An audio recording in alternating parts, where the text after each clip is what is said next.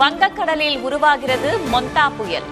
காற்றழுத்த தாழ்வு பகுதி வரும் 27ஆம் தேதி புயலாக வலுப்பெறும் என கணிப்பு.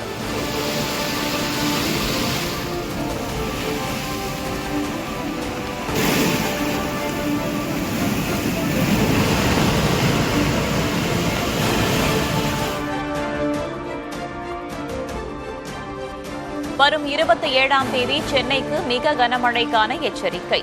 திருவள்ளூர், ராணிப்பேட்டைக்கும் ஆரஞ்ச் எச்சரிக்கை விடுப்பு.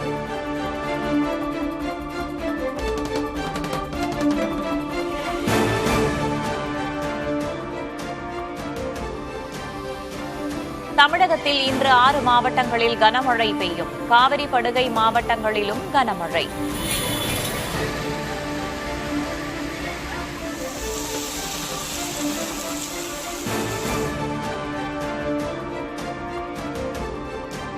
வடகிழக்கு பருவமழை முன்னெச்சரிக்கை பணிகள் தொடர்பாக முதல்வர் மு.க.ஸ்டாலின் ஆலோசனை. தலைமைச் செயலர் மற்றும் துறை சார்ந்த செயலர்கள் கூட்டத்தில் பங்கேற்பு.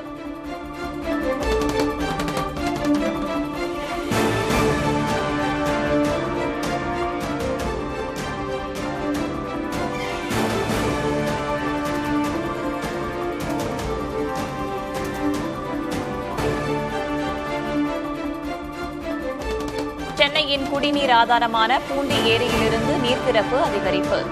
ஏரியிலிருந்து வினாடிக்கு 6500 கன அடி நீர் திறப்பு.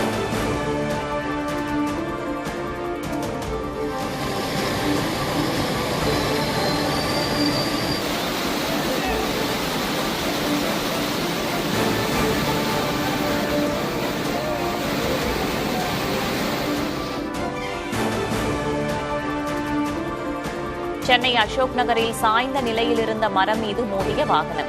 மரத்தை அகற்றும் பணியில் மாநகராட்சி ஊழியர்கள் தீவிரம்.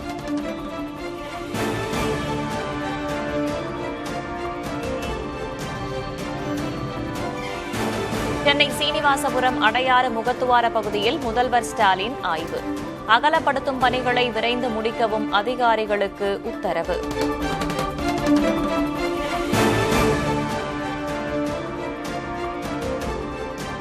ஆந்திராவின் பிச்சாட்டூர் அணையிலிருந்து உபரி நீர் வெளியேற்றம். திருவள்ளூர் மாவட்டத்தில் ஆரணியாற்றின் கரையோரம் வசிக்கும் மக்களுக்கு வெள்ள அபாய எச்சரிக்கை.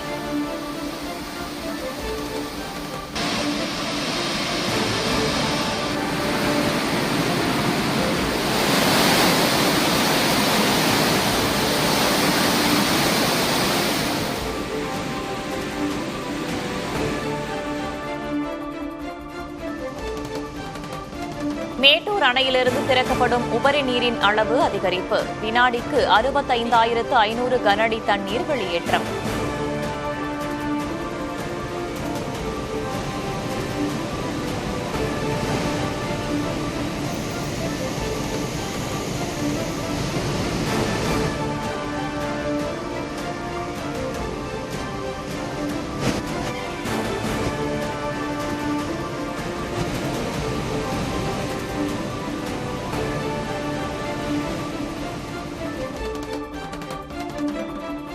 தமிழகத்தில் சிறப்பு வாக்காளர் பட்டியல் திருத்தப் பணிகள் அடுத்த வாரம் தொடக்கம். அதிமுக முன்னாள் எம்எல்ஏ சத்யநாராயணன் உயர்நீதிமன்றத்தில் தொடுத்த வழக்கில் தேர்தல் ஆணையம் பதில்.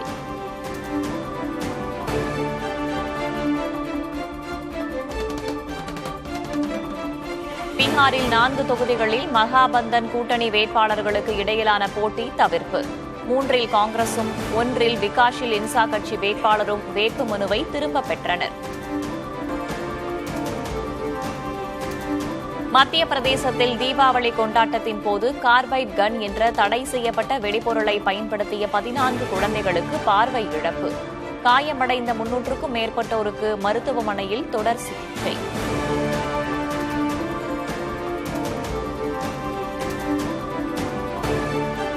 ஈரோட்டில் காணாமல் போன 1.5 வயது குழந்தையை மீட்பதில் தொடரும் சிக்கல். சிசிடிவி கேமராக்கள் இல்லாததால் கண்டுபிடிப்பதில் தாமதம் என எஸ்பி விளக்கம்.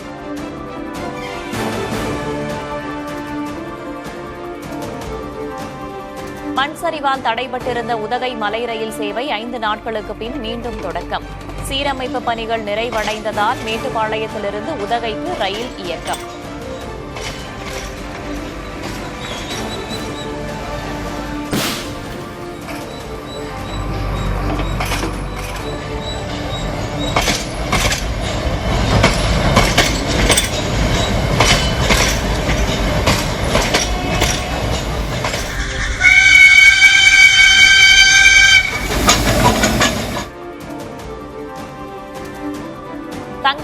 சவரனுக்கு 320 ரூபாய் உயர்ந்து 92,320 ரூபாய்க்கு விற்பனை. 1 கிராம் 11,540 ரூபாயாக உயர்ந்தது.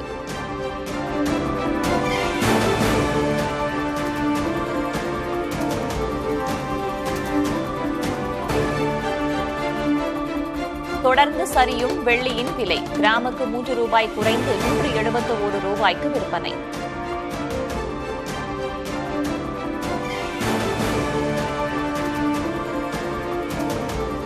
இளையான்குடியில் இளைஞர் கொலை செய்யப்பட்டதை கண்டித்து தொடரும் போராட்டம். சாலை மறியல் காரணமாக போக்குவரத்து பாதிப்பு.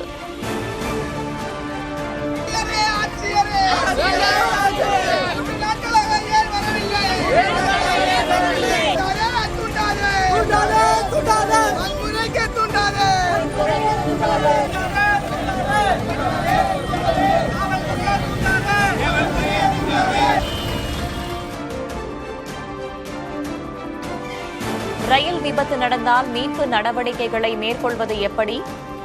திருச்சி குட்ஷெட் பகுதியில் தத்ரூபமாக நடைபெற்ற ஒத்திகை நிகழ்வு.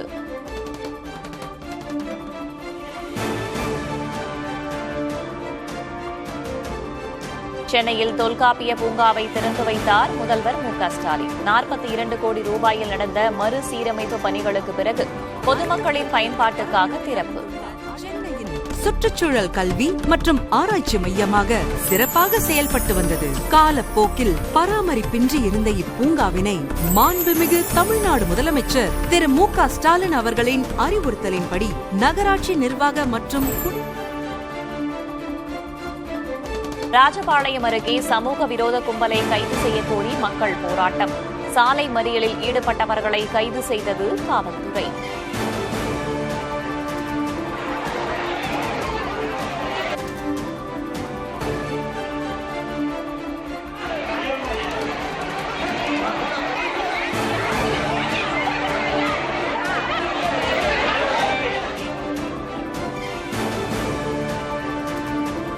புதுக்கோட்டையில் கட்டுவிரியன் பாம்பு கடித்த சிறுமியை 1 வாரம் போராடி காப்பாற்றிய அரசு மருத்துவர்கள்.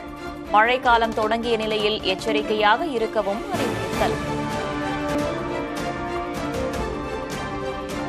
முப்படைகளின் தேவைக்காக 79,000 கோடி ரூபாய் மதிப்பீட்டில் ஆயுதங்கள், ராணுவ தளவாடங்கள் வாங்க திட்டம்.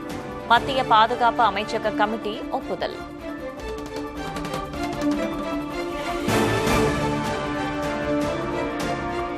ரஷ்ய நிறுவனங்களுக்கு அமெரிக்கா விதித்த தடையால் எண்ணெய் இறக்குமதியை குறைக்க வேண்டிய நெருக்கடியில் இந்தியா. வேறு நாடுகளிலிருந்து அதிக விலை கொடுத்து கச்சா எண்ணெய் வாங்க வேண்டிய சூழல்.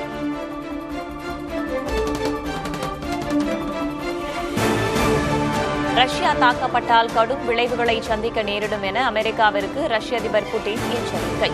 பொருளாதார தடைகள் பெரிய அளவில் பாதிப்பை ஏற்படுத்தாது என்றும் திட்டவட்டம்.